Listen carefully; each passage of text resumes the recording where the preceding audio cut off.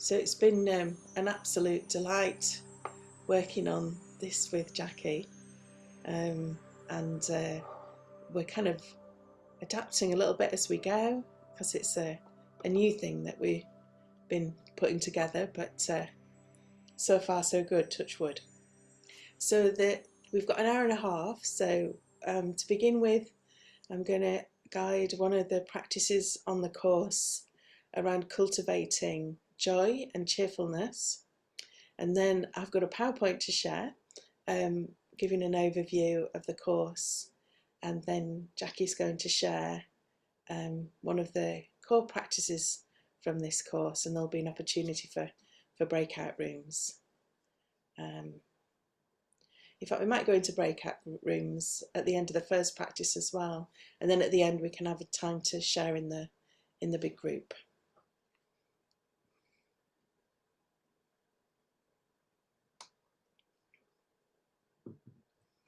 Okay, so to begin with, we'll sit for about 15 minutes.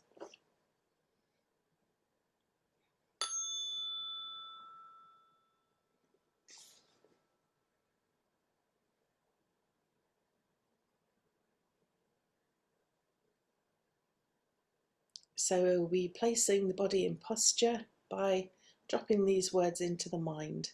Body like a mountain. So we don't need to do anything with the words, just get a sense of the groundedness, connectedness with the earth of a mountain, the strength and stability, and the peak of the mountain lengthening into the sky.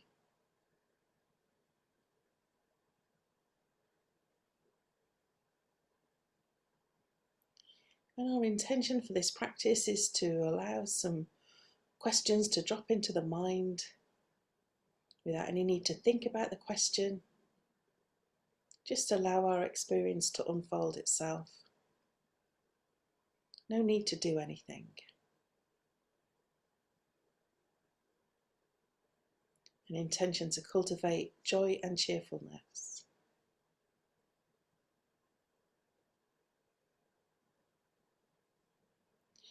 And then reflecting on our motivation. How might an attitude of joy and cheerfulness help us to live well, day by day?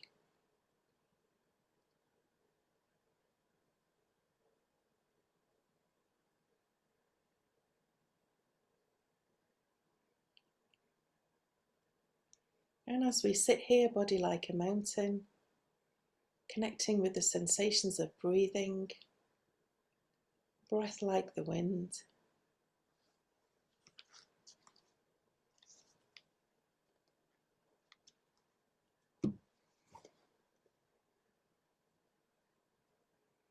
And if it helps you to settle the mind, breathing in a little deeper, breathing out a little longer. And as you breathe in, saying to yourself, body like a mountain. And as you breathe out, saying to yourself, breath like the wind.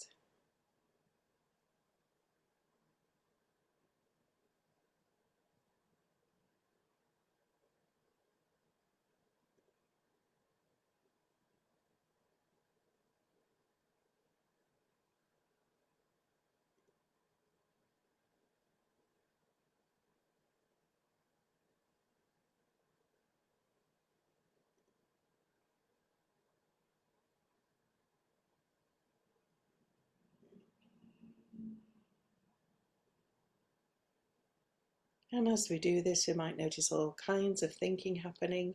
Really not a problem.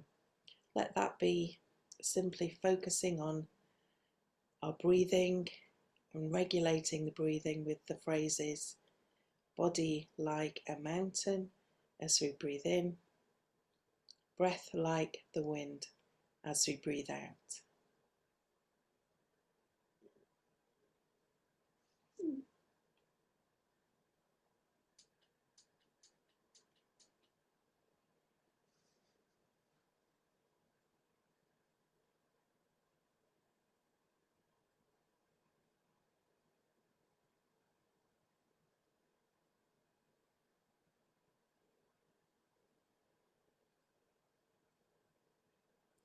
And now noticing how it feels to release the out breath. How does it feel to release the breath like the wind? Do you notice any softening or relaxation in the body as the body breathes out?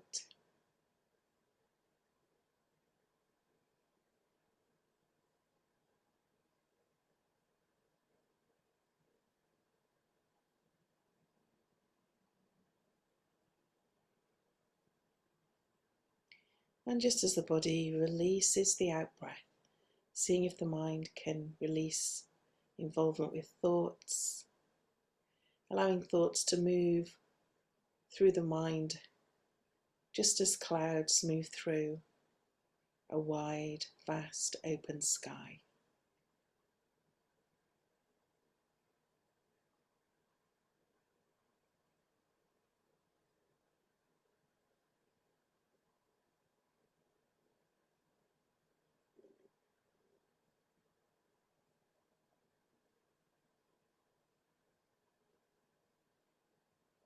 And now letting go of the phrases for the moment, allowing the breath to fall back into its natural rhythm.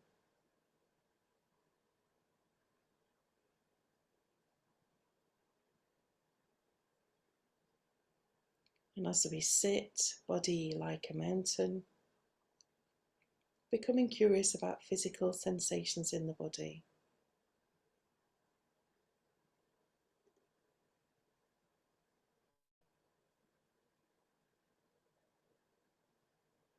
Maybe feeling any sensations of movement in the body.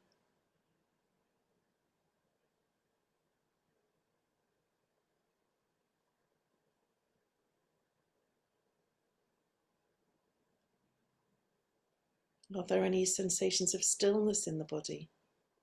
And how do they feel?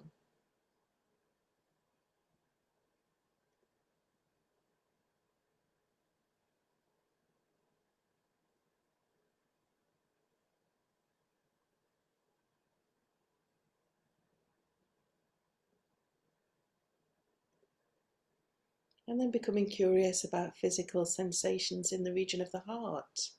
And if you like, you can place the hands on the heart.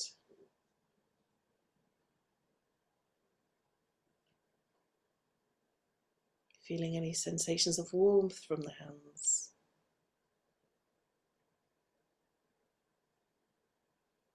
As we connect with our heart of compassion, radiating through our being, like sunshine radiates through the sky.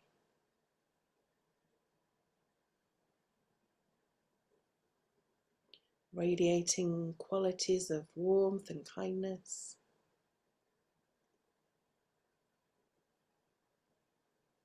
Strength and courage.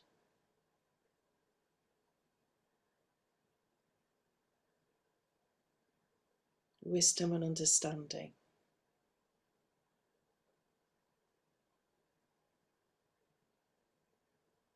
And we don't need to do anything. Trusting our heart of compassion to radiate these qualities throughout our being.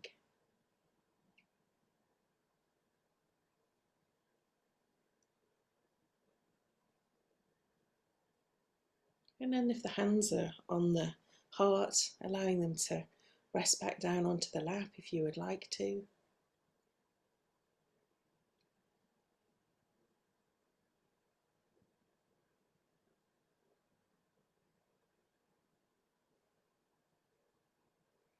And then we can rest, just allowing these words to sink into our being. No need to do anything. Body like a mountain. Breath like the wind. Heart of compassion radiating. Mind like the sky. Thoughts like clouds.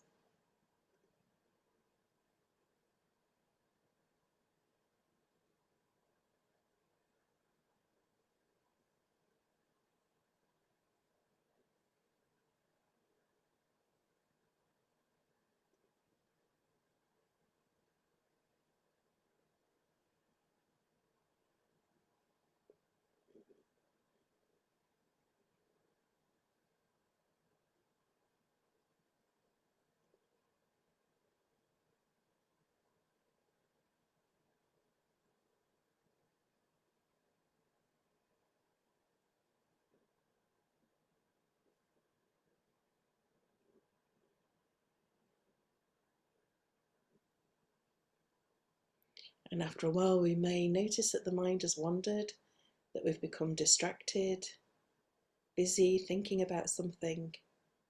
And whenever this happens, it's really not a problem. It's an opportunity to come back to being present by dropping our mantra into the mind. Body like a mountain, breath like the wind, heart of compassion radiating, mind like the sky, thoughts coming and going like clouds.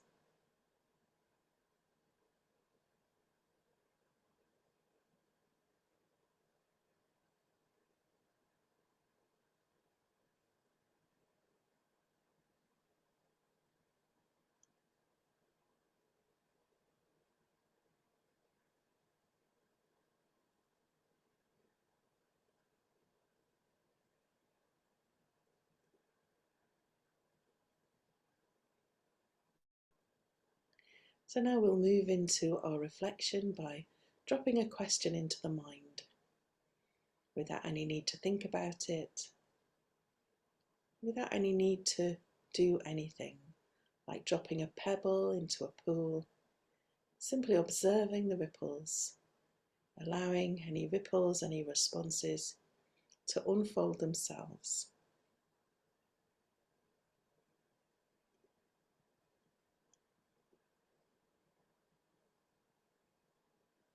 And our question is, what do I appreciate most in my life right now?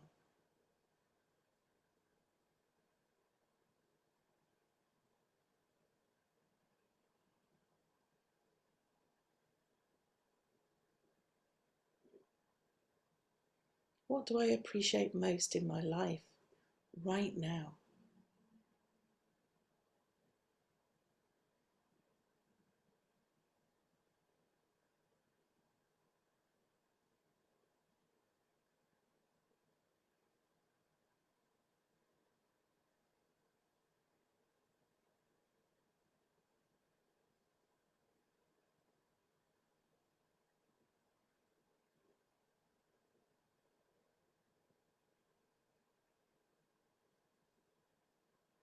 And if you notice yourself caught up in thinking, again, not a problem, just curious about where the mind has gone. Settling ourselves into presence once more by dropping our mantra into the mind. Body like a mountain, breath like the wind, heart of compassion radiating, mind like the sky, thoughts like clouds.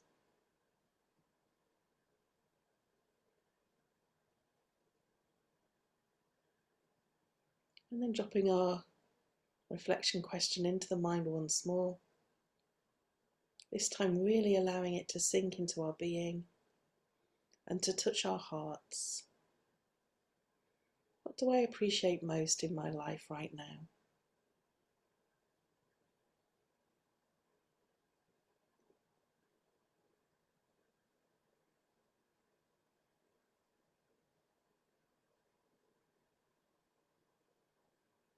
And as we contemplate whatever it is that we appreciate,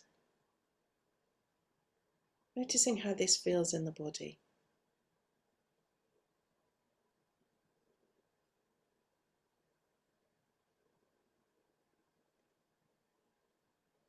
Any feelings anywhere, any sensations that we notice.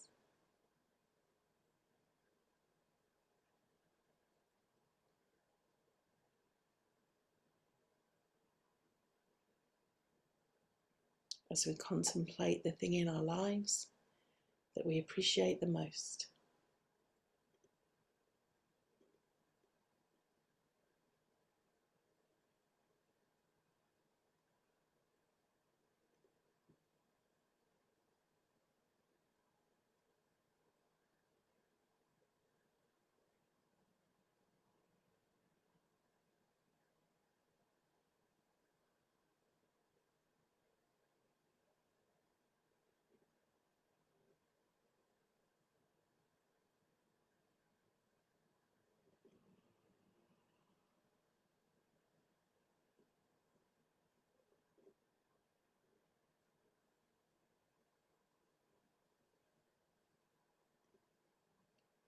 Remembering that there's no right or wrong way to feel. Curious what there is to be learned about whatever's happening in our experience now.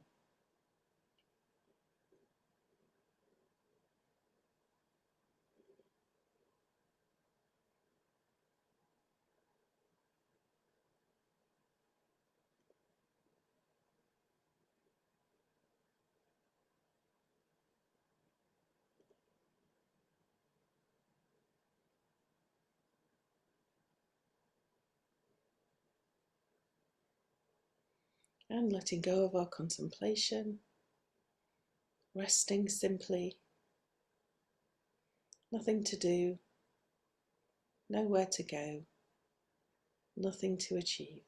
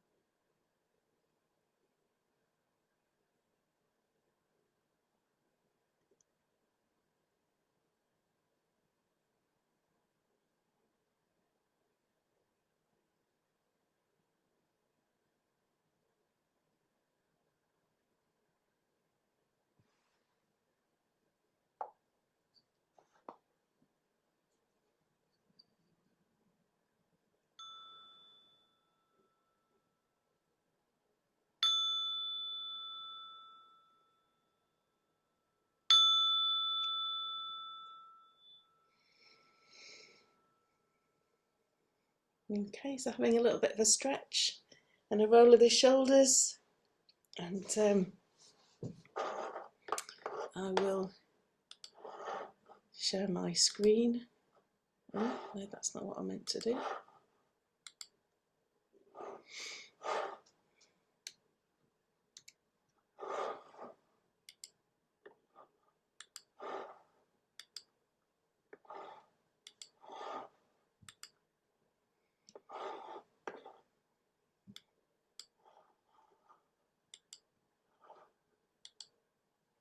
Okay, so hopefully you can see that okay.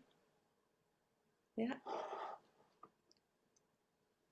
So we put this course together from our different motivations. So I'll just talk a little bit about mine, and then Jackie will talk about hers. So I've been practicing Buddhist for almost 20 years now, and the moment that we die as a Buddhist is our best chance of awakening or enlightenment or whatever you want to call it.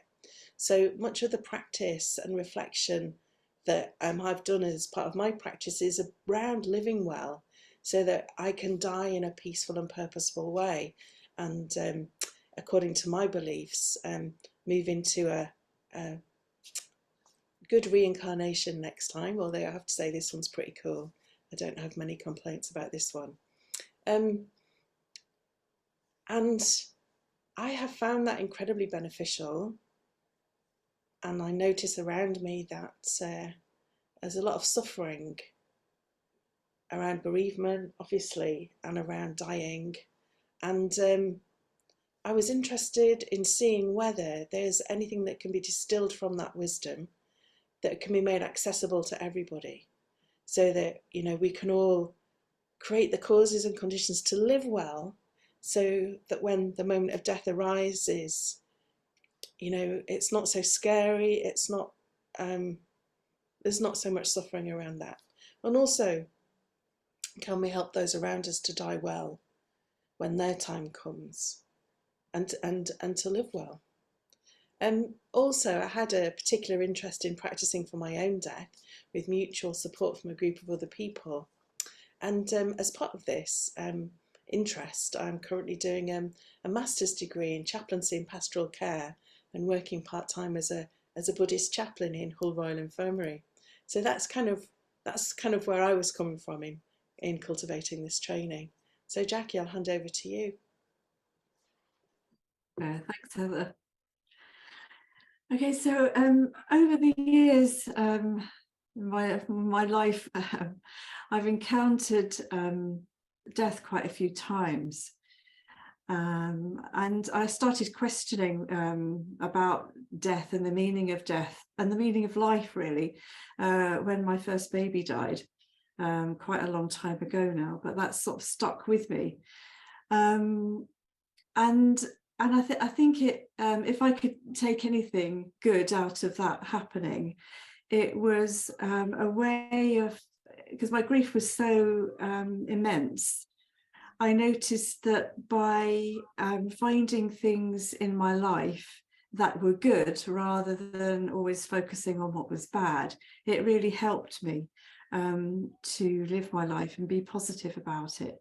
And that was before I had a mindfulness practice. So it was, I reflect on that and the practices we use now, and recognize that the similar sort of practice was helping me then. And so, yeah, this is where my motivation came to live life as well as possible and treasure each day, because each moment is rich. Even if something difficult is happening to us, that can become the fuel, if you like, to help us to move on, to help us do something different. So even the difficult stuff is worth working through. So this became my philosophy for life. And it was when my parents died, actually much younger. I felt I was cheated a bit, really, because they died in their early 70s. And I wasn't able to do much to help them at the time, because I had other things going on. But when it came to my aunt, I saw her in a hospital ward with just, it was very noisy. She was in a ward of 6 people, and they were all dying, and I felt this is no way to die. And so I committed to being with her every moment. When I went home just to get a few hours sleep, and I bought the book of the living and the dying. And I tried to find practices in there that I could use to help myself and her. And so I was very motivated. Her moment of death was actually very special, and I learned a lot from it. It took about an hour of this feeling of actually being in this special energy I felt at the time, before the grief started to kick in, when I actually realized, yeah, well, she's gone now and I need to leave and move on. And it was a result of that I sought out Felicity Warner, who trains people to be what she calls soul midwives, people that can be with people who are in their last stages of life. Because I feel if there's anything that we can do to help people have a good death or be comforted throughout their death, then that would be good. So I did some training with her. It's a very holistic approach, actually. But I have been able to use that several times to be with others as they've been dying, and I felt very, very privileged in doing that. So I bring this aspect of what I've learnt into this course alongside Heather.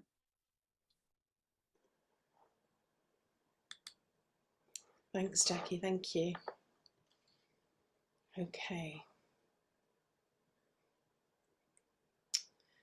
So just looking at the course and the main themes are cultivating qualities.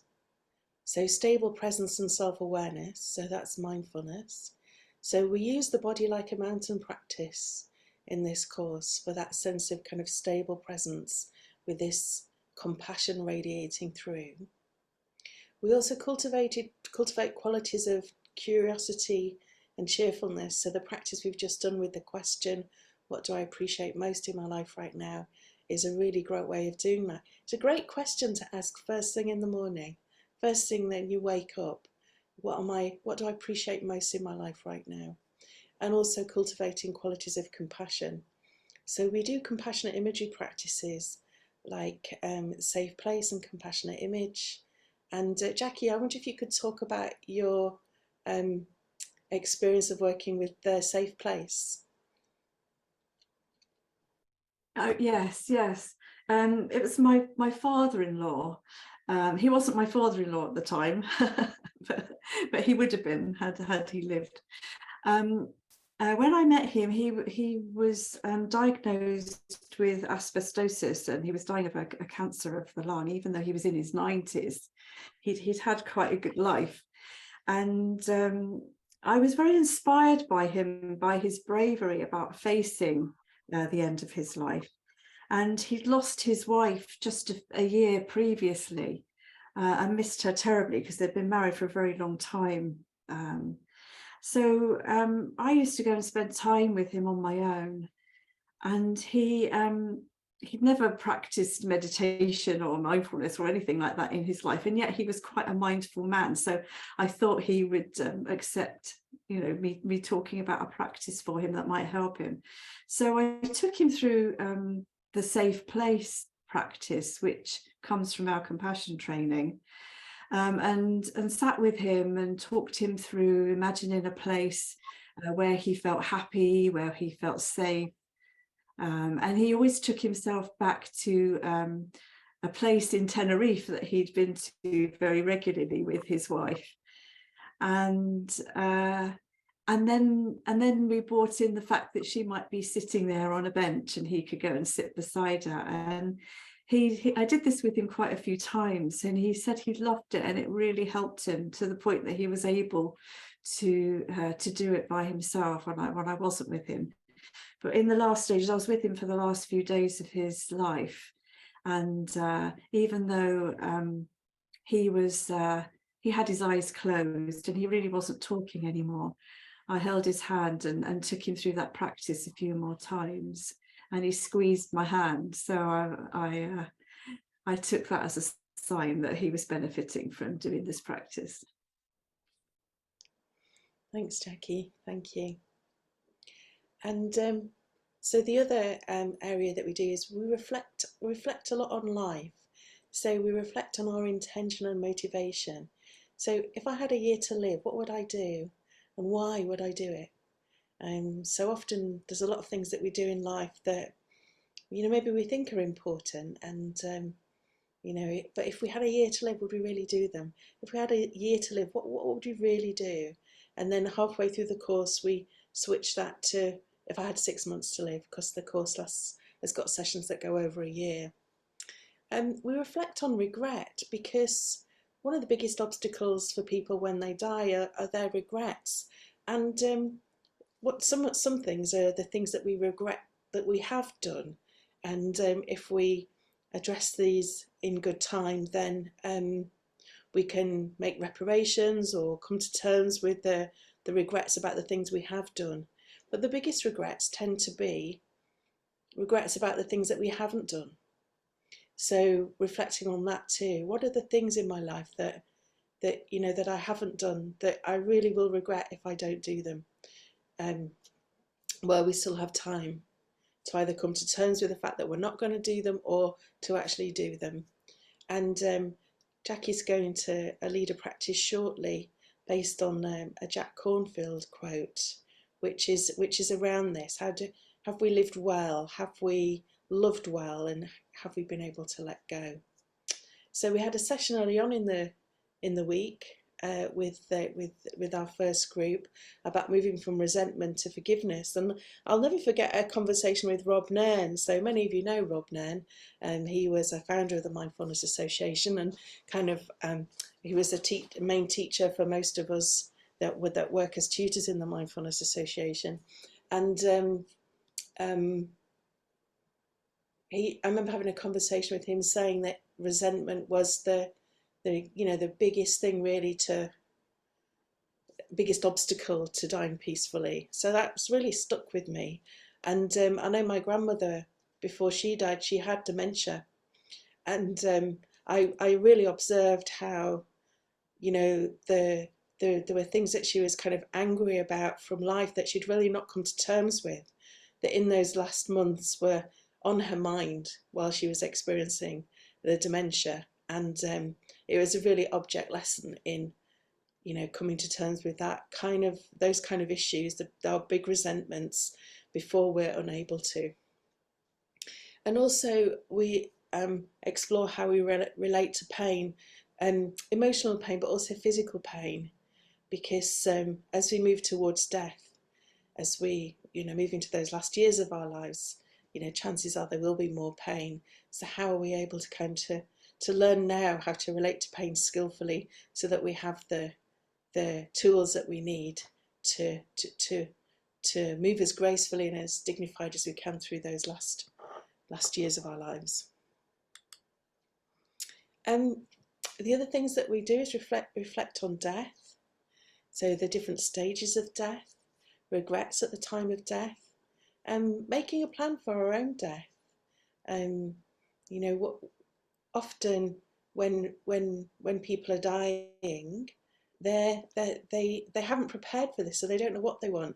Would you want particular music? Would you want silence? Would you want particular people? And many people, when they die, then they're not taking care of themselves. They're very much taking care of the needs of the people around them and their distress. So how can we prepare ourselves, and how can we prepare our loved ones, the people that we want with us at the time of death? And how do we support other people as they're dying? As Jacky says, we have this range of tools. One of the main compassion practices we do is Tonglen practice, which is probably the best thing to do at the most difficult times in life. And we do a lot of sharing of experience. So sharing of our experience of meditation practice, our experiences of reflection, and our experiences of death. And one of the most beautiful sessions and profound sessions that we had on the weekend of the course when we ran it last year was an hour or so where we sat together in silence and saying loving kindness phrases to ourselves in our heads. And then when anybody felt like it, they talked about their experience of death. So some people talked about how their experience of being with someone when they died, just as Jacky did. And I know I was very fortunate to be present when my grandfather died. And I was with my grandmother. We were both there together. And as he took his last breath and died, the most beautiful smile came on his face. And I'll never forget that. And, a lot of my fear around death has vanished at that point, because, from how he died, and he was a good man, it was just such a peaceful and beautiful experience. So how can we create the conditions for that, for ourselves and for those around us? And people shared about how they'd not managed to get there in time when their loved one died, and what that was like. And some people talked about, relief when a relative died, and, where there was a very difficult relationship. So it was the most beautiful and profound sharing about our experiences of death that so often are taboo and they're really not spoken about. But it was incredibly powerful. I don't know whether you want to say anything about that as well, Jacky, your experience of that session.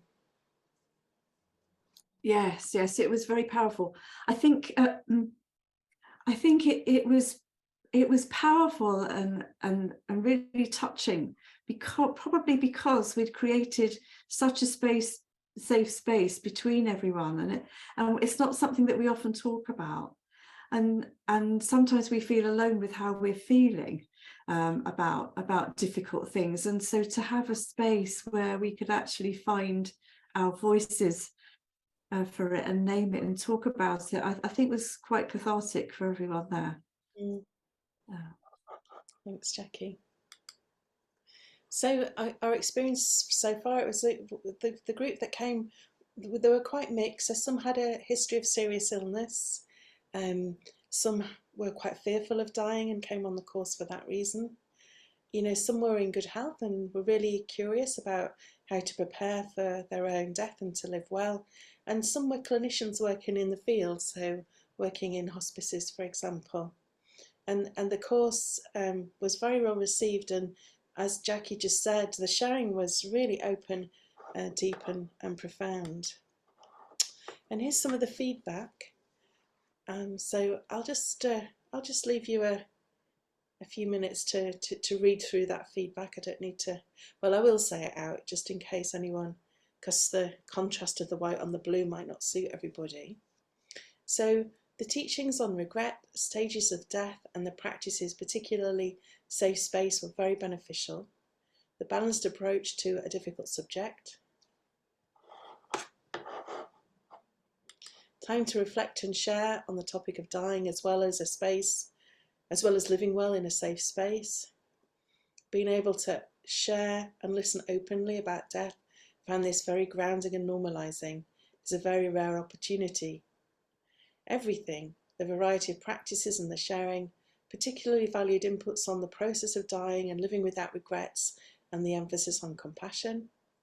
That open, honest talking and sharing, listening to others' lives and their difficulties, felt less alone, great reflections. Being able to talk about death and dying in a beneficial and positive way. The environment that was created for people to feel safe when discussing a difficult subject. Being willing to turn towards something that is very difficult, the material and space to do that, very helpful. Okay. So the next chance, we're running it again in, actually those dates are wrong, aren't they? It's at the beginning of July. Yeah, it's at the beginning of July rather than that weekend. And the structure of the course is a weekend at Samye Ling or on Zoom, and then over the following year, 6 sessions in an evening. And we provide a course manual and guidance on home practice. So every 2-month period in between meetups, there's some guidance on home practice with audio recordings of guided practices to follow. So there we are, and here we are. If you've got any questions, just get in touch. I'm hra@mindfulnessassociation.net. Jacky is membership at mindfulnessassociation.net. And let's see if there's, I'll stop sharing now. I think that's the last slide. Let's see, there's a question in the chat box. Okay.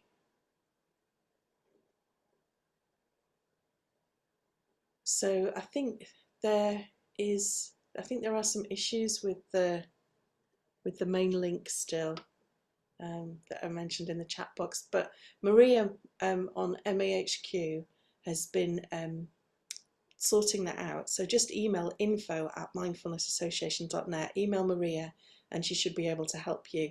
If you connect to the Zoom room from a, what's the word, Jacky? What's incognito window. Incognito window. Yeah. Then you go to file and then open new incognito window. It means it bypasses all your cache memory. Yeah. And I see there's a question from Beata there. I wonder if the course is also addressed to those whose family members die prematurely, especially in relation to how to handle anger. Yeah, there would definitely be space to share about that and to talk about that, definitely.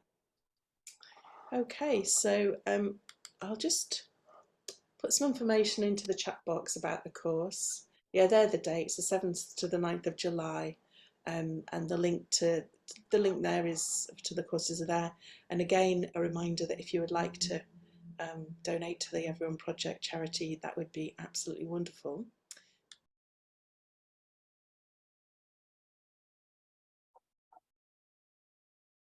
Okay, so I'd like to find your posture once more. We'll just do a practice for 20 minutes or so.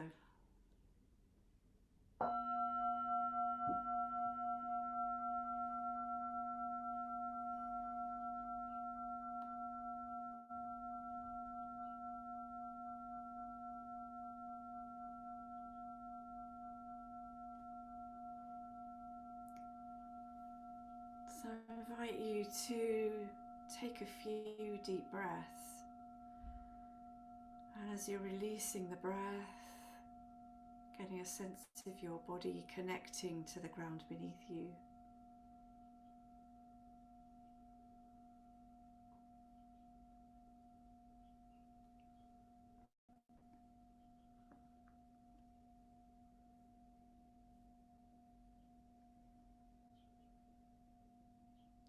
Feeling gravity in the body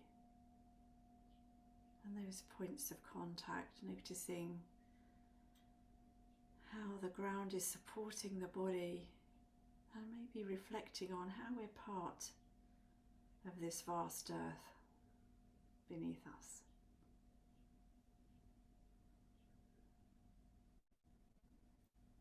And inviting the body to lengthen, come a little bit more upright, but in a very soft and gentle way. Inviting the shoulders to soften, the front of the body, softening the jaw, the face. So finding ourselves in a posture that holds our practice and yet is kind and sensitive to this body.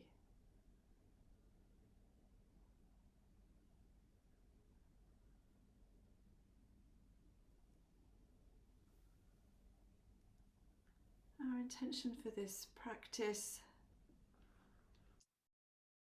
is to reflect on how we're feeling about how well we've lived our lives.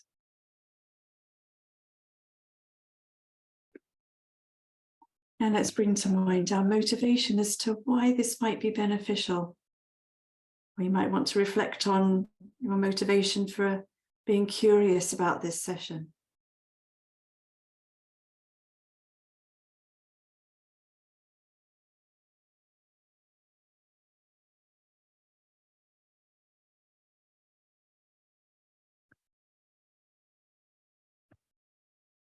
I'm just going to read Jack Cornfield's quote. It comes from his book, Buddha's Little Instruction Book. And he says, in the end, these things matter the most. How well did you love? How fully did you live? How deeply did you let go? So with those words just washing through us, allowing them to land as we find the breath in the body.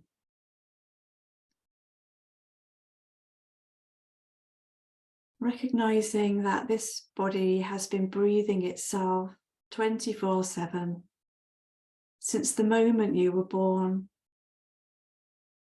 without you even having to do anything. So let's just spend a moment or two tuning into the breath, noticing how breathing feels.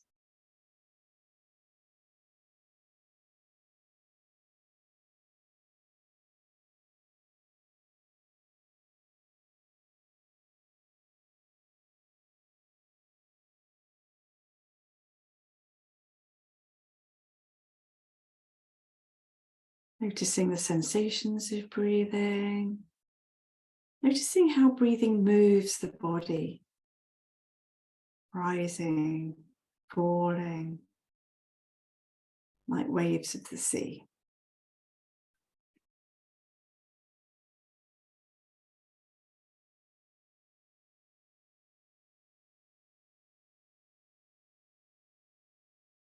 And I invite you to breathe a little deeper, breathe out a little longer as we begin to settle and regulate the breath for a minute or so.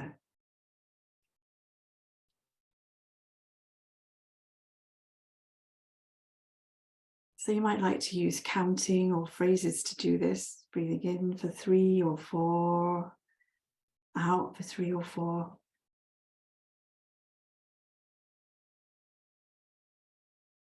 Saying phrases to ourselves such as, I know I'm breathing in. I know I'm breathing out.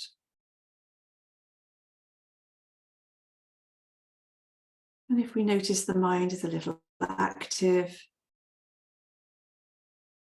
just gently noticing that, knowing there's nothing wrong, it's what the mind does, as we gently bring our attention back to the feel of breathing, counting, or any phrases you're using.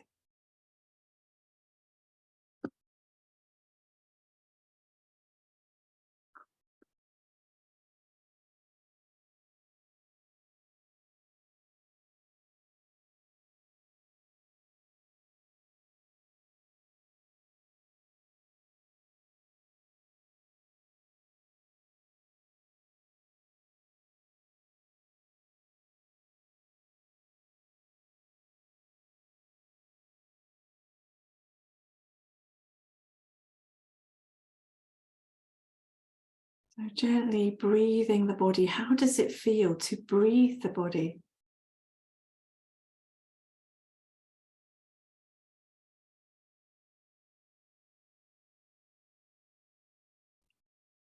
And then how does it feel as we let go of breathing the body and allow the body to breathe itself once more? Noticing the rhythm it settles back into.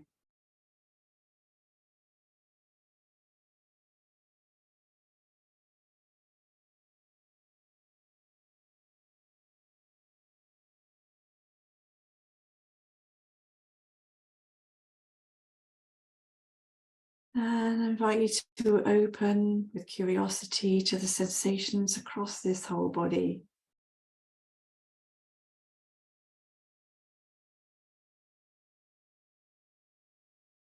And how it feels to let go of our image of the body, what we think we know about the body, its labels, preconceptions, and allow our moment by moment experience unfold.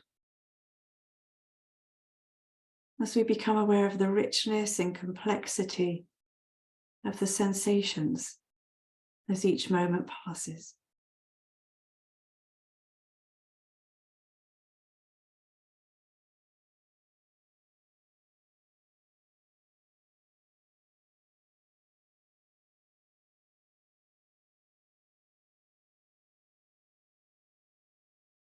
If there are any sensations we experience that feel uncomfortable in any way, I invite you to gently breathe into those areas and gently saying to ourselves, soften, soften, soften.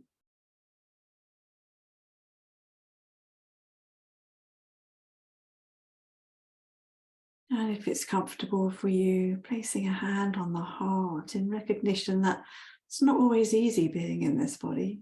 It's not always easy being human. Offering ourselves a gesture of comfort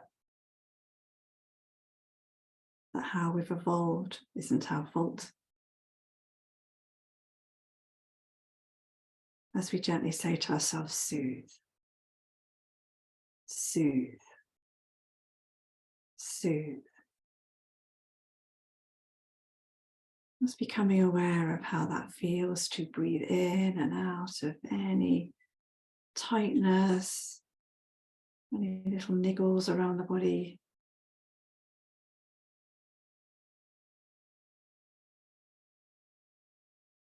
And just seeing if we can allow everything to be just as it is. As we gently say to ourselves, allow, allow, allow. So creating a little mantra for ourselves, soften, soothe, allow. Anytime we come across any difficulty in the practice.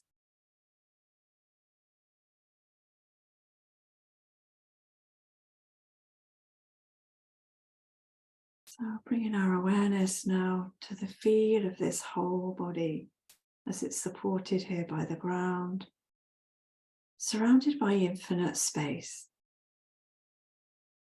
Aware of all our senses, sounds, smells, taste.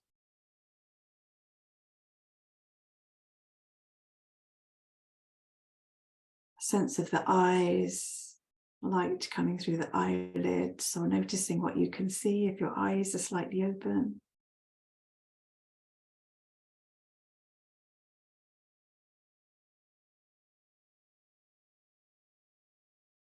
a sense of the space that we're in, what that feels like.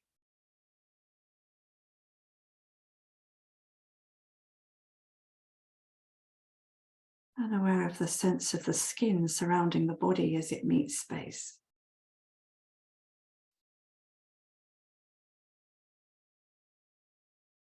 So adding to this richness of each moment of our experience. And as we just touch upon our mood and noticing how we're feeling right now, noticing any emotions, thoughts that are present with us today. And if there's a persistent emotion that's difficult, or a thought that just won't leave us alone, just gently using our little mantra for that.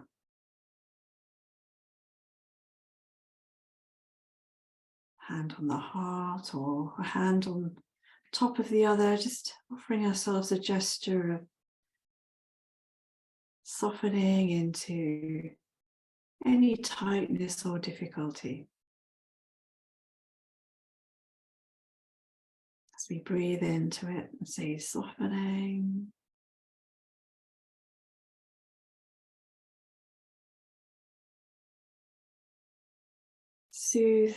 Soothing as we give ourselves a gesture of kindness for being human.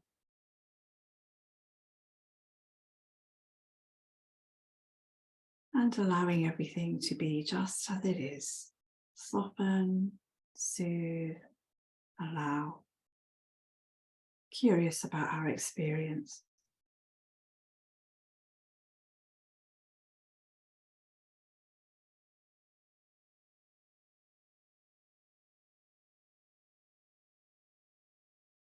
So coming to a place where we're recognizing how it is to be in this moment.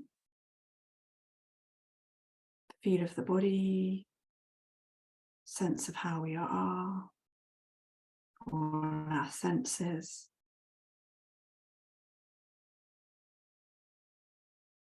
Inviting the body to feel that connection with the ground beneath us.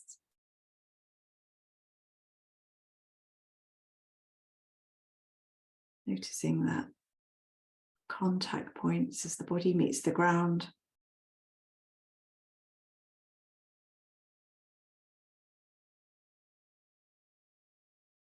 Recognizing that the ground is supporting this body unconditionally. And how is it to invite the body to rest here, being unconditionally supported by the ground?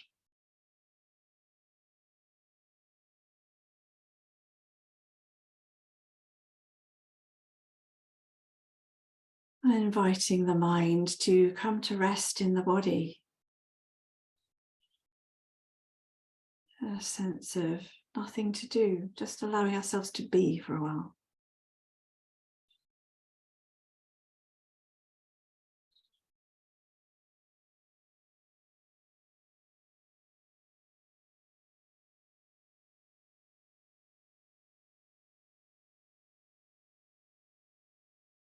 And we might like to find the support of our breath once more to help us anchor into the practice as a place to remain present, as a place to come back to every time we notice the mind has wandered.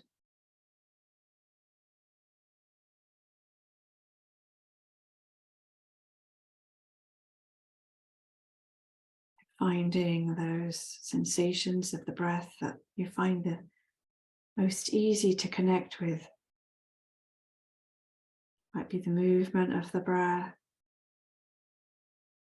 the cycle of the breath, all the sensations as we just rest a very gentle, light awareness on breathing.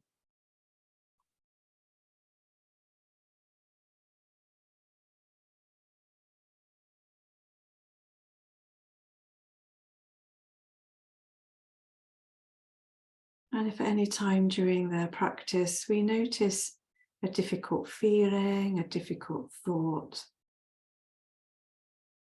or a difficult sensation in the body, we can use our mantra of soften, soothe, allow, offering ourselves a gesture of comfort.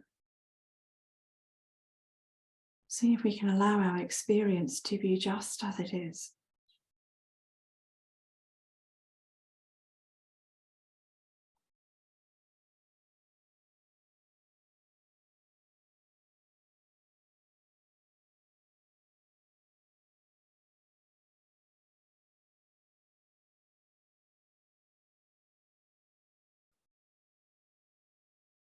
Now, dropping in a reflection into our practice now.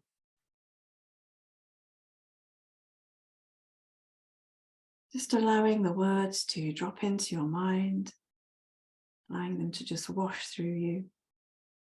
Just like dropping pebbles in a pool. Not striving for the answer, just seeing what arises of its own accord. If nothing comes, nothing wrong.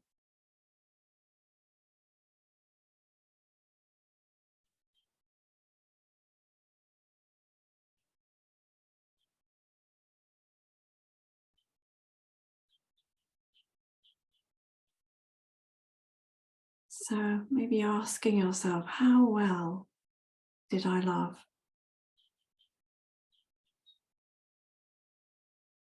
How well did I love?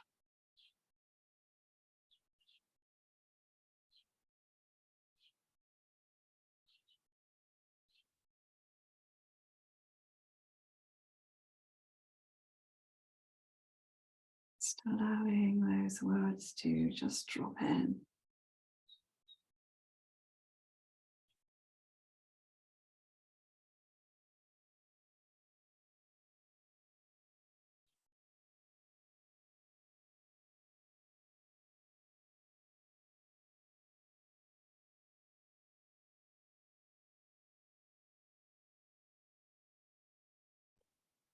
How well have I loved? How well have I loved? Just allowing the words to drop in and becoming aware of anything that arises of its own accord, just allowing it to bubble up.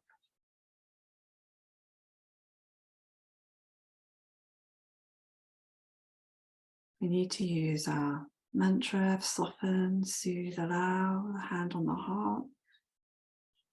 As we recognize how we're feeling when we ask ourselves that question, how well have I loved? So notice maybe sensations in the body or an emotion, a thought, a feeling. Seeing how it feels to just allow it to be as it is. How well have I loved?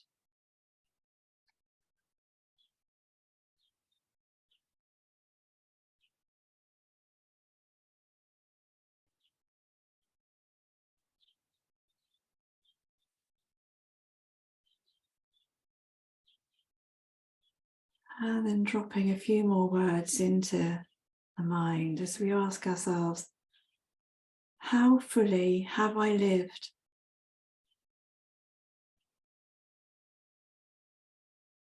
How fully have I lived?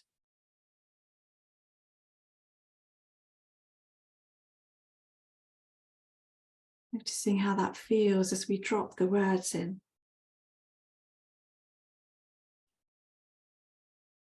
If it's comfortable, we might want to place a hand on the heart or the soothing touch of a hand on top of the other.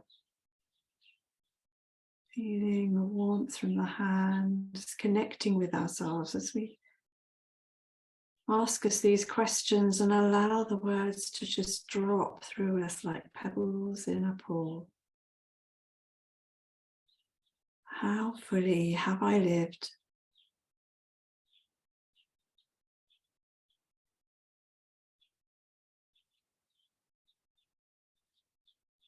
If there's any difficulty that arises or obstacle with the practice, just gently breathing into any of the difficulty, soften, soothe, allow.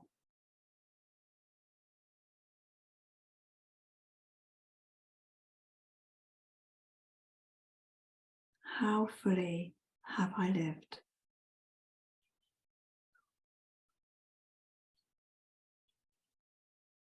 Recognizing how we're feeling as we drop these questions in.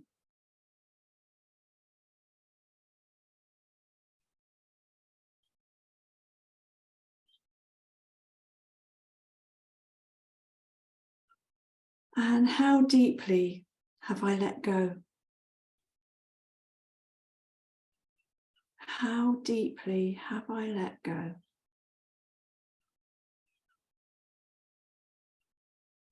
Allowing these words to softly drop in to your body and your being. Curious about any response in the body, feelings, thoughts that arise. How deeply did I let go?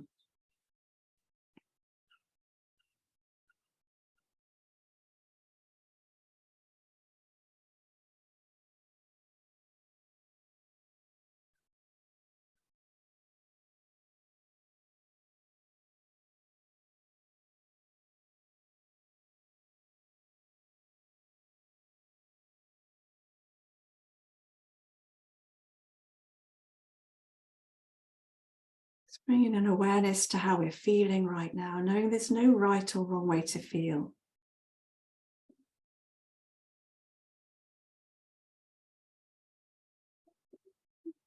I'm just reading the Jack Cornfield's quote once more. In the end, these things matter most.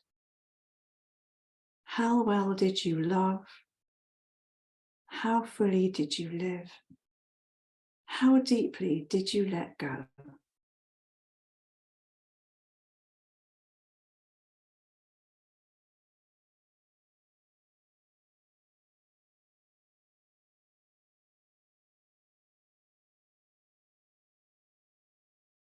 And then gently letting go of the reflection, allowing the words to just dissolve away. As we feel the body connecting with the ground beneath us, feel of this breathing body.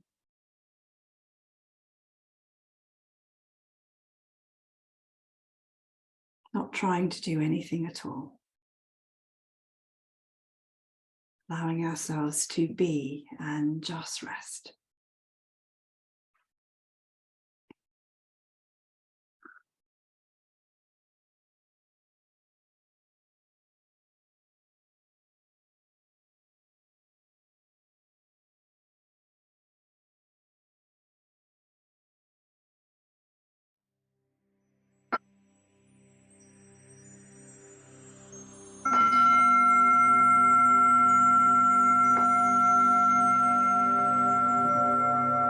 So I'm just taking a moment to move, stretch the body in any way it needs to move or stretch.